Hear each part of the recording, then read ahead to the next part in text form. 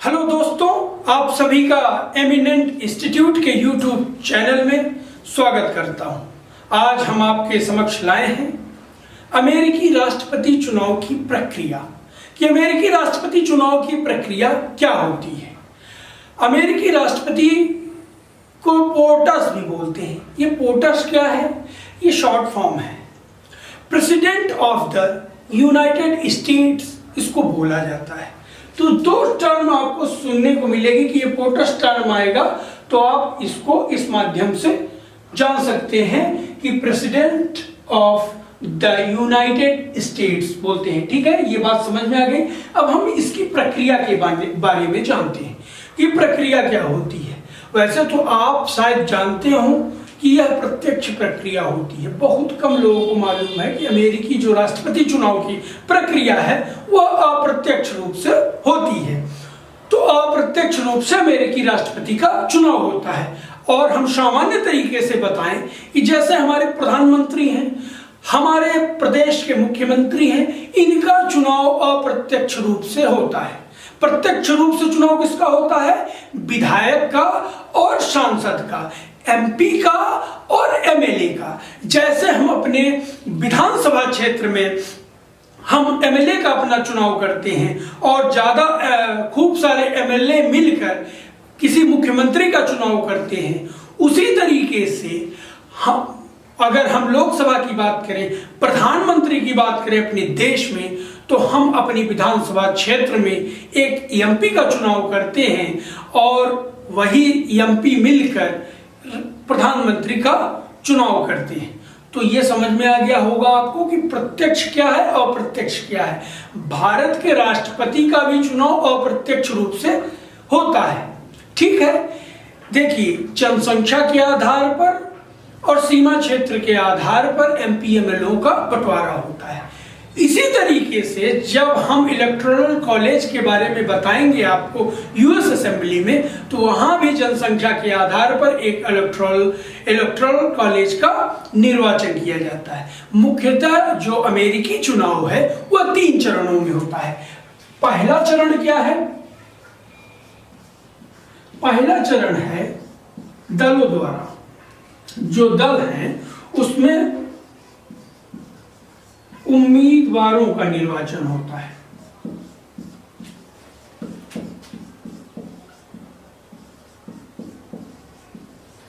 दूसरी प्रक्रिया क्या है? निर्वाचक लोगों द्वारा, लोगों या पब्लिक द्वारा निर्वाचक मंडल का निर्वाचन होता है। और तीसरा है निर्वाचक मंडल द्वारा राष्ट्रपति का निर्वाचन।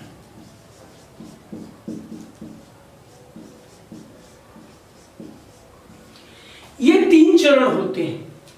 ठीक है कि दल द्वारा उम्मीदवारों का निर्वाचन होता है, लोग या पब्लिक द्वारा निर्वाचक मंडल का निर्वाचन होता है, तीसरा है निर्वाचक मंडल द्वारा राष्ट्रपति का निर्वाचन होता है।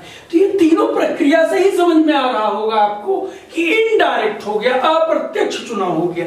अब ये हम प्रक्रिया समझाएंगे आपको कि प्रक्रिया क्या है।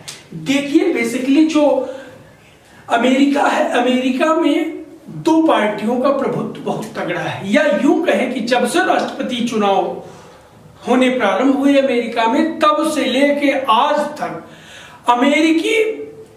अमेरिका में इन्हीं 2 पार्टियों का प्रभुत्व है। कहने को तो और भी पार्टियां हैं, जैसे टी पार्टी आपने सुनी होगी, ग्रीन पार्टी सुनी होगी, और भी पार्टियां हैं, पर मूल रूप से 2 पार्टियां हैं जिनका नाम है रिपब्लिक और डेमोक्रेटिक। जो डेमोक्रेटिक पार्टी है, डेमोक्रेटिक पार्टी का जो चुनाव चिन्ह है वो डंकी है, मानी गधा है।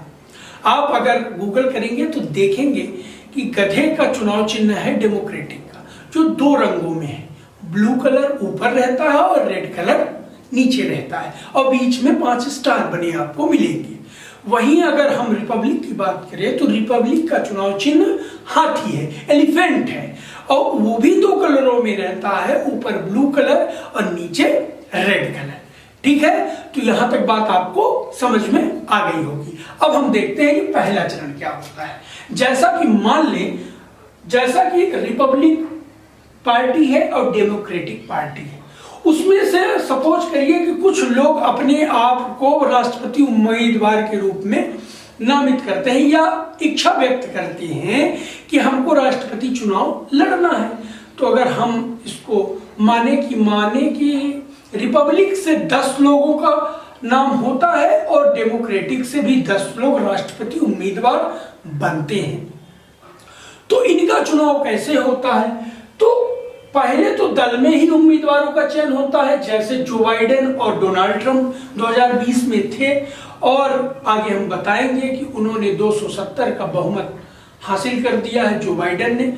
यद्यपि यह बहुत ही पेचीदी और लंबी प्रक्रिया है। अभी 3 नवंबर को हुए हैं जो चुनाव प्रक्रिया, फिर आगे आप देखेंगे कि 14 दिसंबर को भी एक डेट आएगी जहां चुनाव की गणना होगी, और फिर आप एक 3 जनवरी को भी देखेंगे। इसके बाद ही जो बाइडेन अगले 46वें राष्ट्रपति बनेंगे अमेरिका का। तो हम देखेंगे कि दल उम्मीदवार कैसे चुनता है। दल उम्मीदवार चुनता है कि इनके उम्मीदवारों का चयन डेलीगेट्स करते हैं। इनके जो पार्टी वाले उम्मीदवार हैं उनकी बात कर रहे हैं, उनका चुनाव कौन करता है? डेलीगेट्स।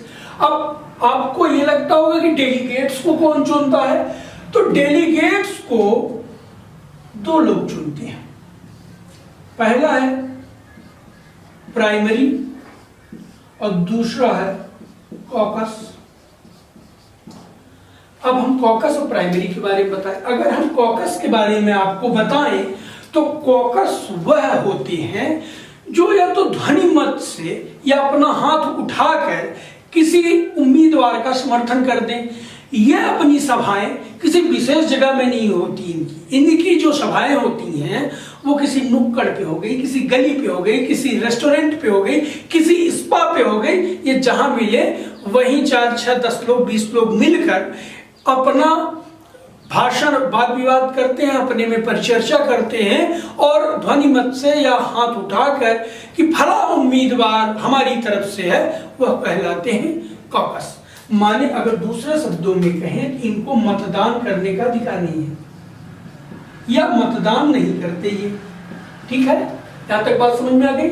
और प्राइमरी ये मतदान करते हैं। ठीक है, अब प्राइमरी भी 2 तरीके से होते हैं। ठीक है, अब कैसे? एक तो है प्राइमरी की अगर हम बात करें तो पहला प्राइमरी जो है यहां लिख देते हैं जगह न होने की वजह से। प्राइमरी होती है एक ओपन प्राइमरी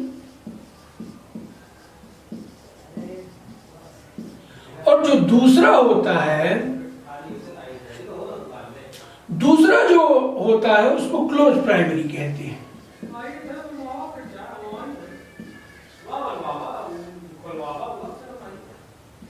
इसको क्लोज प्राइमरी कहते हैं। अब ओपन प्राइमरी और क्लोज प्राइमरी क्या है? आपको ये कंफ्यूजन हो सकती है कि ओपन प्राइमरी और क्लोज प्राइमरी क्या है। देखिए, ओपन प्राइमरी वह है जिसमें डायरेक्ट लोग कुछ लोगों को निर्वाचित करते हैं राष्ट्रपति उम्मीदवार के लिए। ठीक है, डेलीगेट्स बनाते हैं। माने आम लोग डेलीगेट्स का चुनाव करते हैं, ये कहलाते हैं ओपन प्राइमरी। अब ये तो आपको पता है कि सत्ता का जो है वो अमेरिका में विकेंद्रीकरण है। अमेरिका में 50 स्टेट है और सारे स्टेट वहां दोहरी नागरिकता भी है। ये भी आपको पता है कि अमेरिका की अलग नागरिकता लेनी होगी, लेकिन अगर आपको कैलिफोर्निया में रहना है तो उसकी अलग नागरिकता लेनी होगी। तो वहां स्टेट अपने स्वायत्त है कि वो अपने चुनाव किस तरीके से कराते हैं और हर स्टेट का अलग अलग अपना नियम है। जरूरी नहीं है कोई स्टेट केवल प्राइमरी के माध्यम से चुनाव करा लेता है डेलीगेट्स का, और कोई स्टेट कॉकस भर से डेलीगेट्स का चुनाव कर लेता है, और कुछ स्टेट ऐसे भी हैं उन 50 में से जो दोनों का उपयोग करते हैं, ओपन का भी और कॉकस का भी। तो हम बात कर रहे थे क्लोज प्राइमरी का। क्लोज प्राइमरी क्या है? क्लोज प्राइमरी प्राइमरी में वह लोग आते हैं जो पार्टी के सदस्य होते हैं और वही डेलीगेट्स का चुनाव करते हैं। तो ये तो प्रक्रिया हो गई। इन प्रक्रिया के माध्यम से डेलीगेट्स चुना जाता है। हर स्टेट से डेलीगेट का चुनाव होता है। फिर वो एक अधिवेशन या कन्वेंशन पर, जो हर पार्टी का, दोनों पार्टियों का कन्वेंशन होता है, रिपब्लिक का, डेमोक्रेटिक का, दोनों यही डेलीगेट्स जाके उस अधिवेशन में फिर मतदान करते हैं।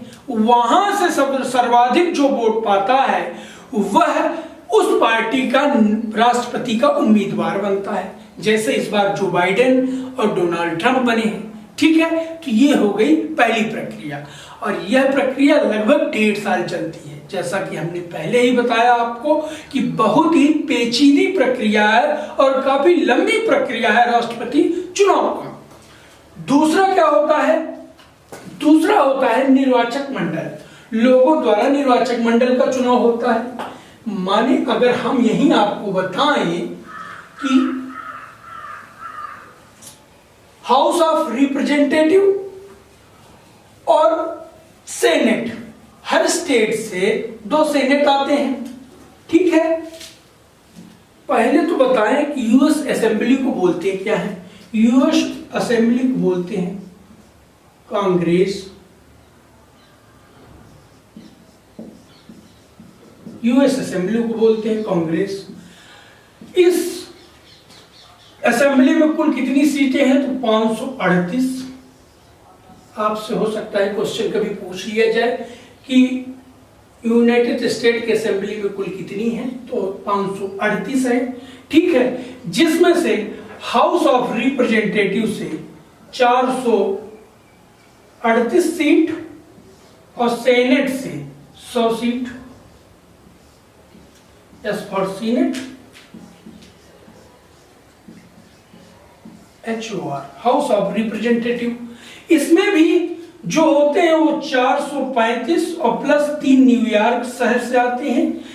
वो 3 हैं जिनको मतदान करने का अधिकार नहीं है। मतदान करने का अधिकार केवल 435 लोग ही मतदान करेंगे। ठीक है, अब इन्हीं निर्वाचक मंडल का लोगों द्वारा निर्वाचन होता है। अब यहां समझने वाली बात यह है कि इनका भी राष्ट्रपति चुनाव में कोई महत्व नहीं है, ये आपको ध्यान रखना है। हम आपको यहीं पर बता देना चाहते हैं कि जो भी राष्ट्रपति होता है वह अपने मंत्रियों का चुनाव स्वयं करता है। इस 438 और 100 से कोई लेना देना नहीं है। जैसे हमारे देश में ही जो राज्यसभा या लोकसभा, या इसको हम बता दें तो ये भारत के हिसाब से ये लोकसभा के सदस्य हैं अगर हम हाउस ऑफ रिप्रेजेंटेटिव की बात करें, और ये जो सीनेट की बात करें तो राज्यसभा। जिस तरह से हमारे देश में लोकसभा और राज्यसभा है उस तरीके से लोकसभा के हिसाब से है हाउस ऑफ रिप्रेजेंटेटिव और राज्यसभा की तरह है सेनेट।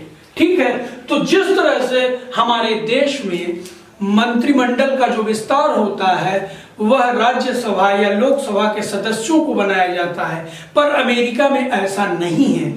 अमेरिका में जो भी राष्ट्रपति होगा वो अपने हिसाब से या उस विभाग के जानकारों को वह मंत्री बनाता है, तो इसलिए इनका कोई महत्व नहीं रह जाता है। अब हम बात करते हैं इलेक्टोरल कॉलेज। जैसे हमारे यहाँ सांसद होते हैं जिनका चुनाव होता है, वह चुनकर आते हैं और वही निर्वाचक मंडल, जो तीसरा चरण होता है निर्वाचक मंडल द्वारा राष्ट्रपति का चुनाव। अब यहां समझने वाली बात यह है कि जो अमेरिका है, अमेरिका में एक स्टेट है कैलिफोर्निया, वहां सर्वाधिक 55 सीटें हैं, तो हम इसलिए उसका उदाहरण लेके बता रहे हैं।